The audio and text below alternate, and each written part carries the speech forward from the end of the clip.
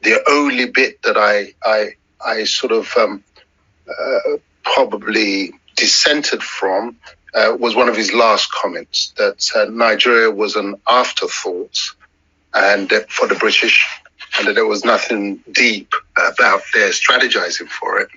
I would just like to take a different view on that. That on the contrary, it wasn't an afterthought. It was carefully planned from a very early stage.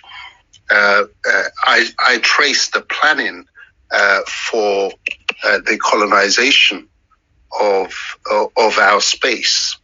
I trace it to just before abolition of the slave trade. It was all part of that.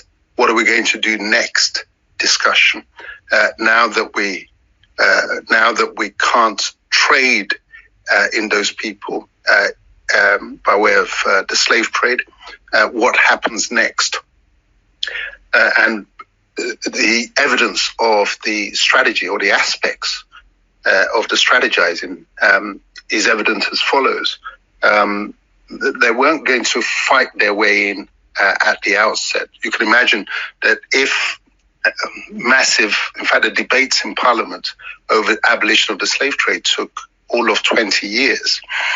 If a long battle in the British Parliament over the merits or demerits of stopping this trade in human beings was the setting, the last thing that they could then just go and do is simply go and invade the place and take it over. It would have been very difficult to sell to the British people.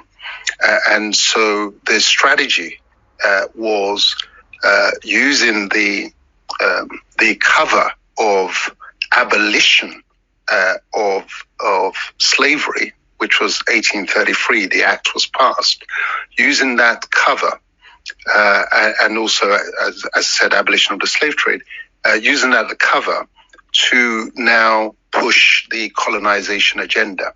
And specifically, this is how it was done. Missionaries were identified as the best vehicle for entry.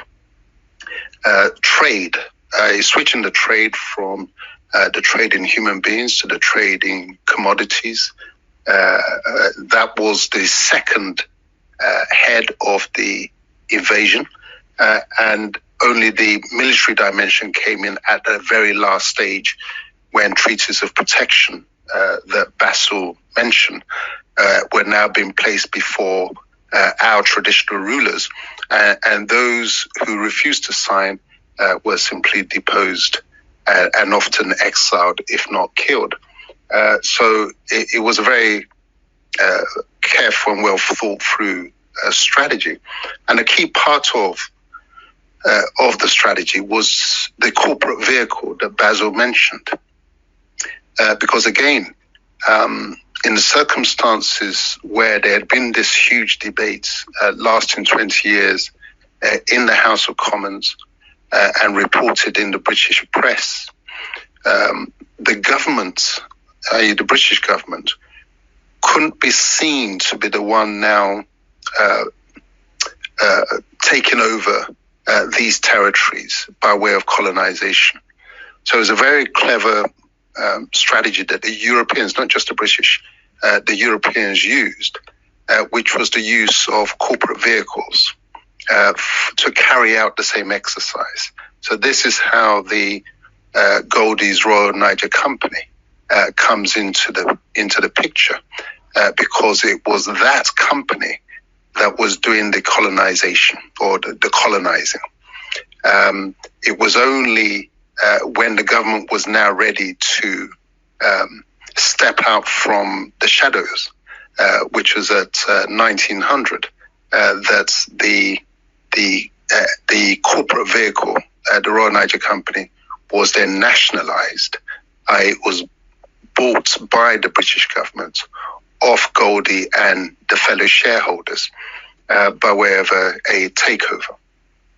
The advantage of using the corporate vehicle was that to the extent that people had to be killed in the process, as I mentioned, if leaders had to be deposed, if there was resistance, the government could disown the exercise to the extent that it needed to do so, to say, well, it wasn't us, it was that corporation that needs to be, put to order, basically.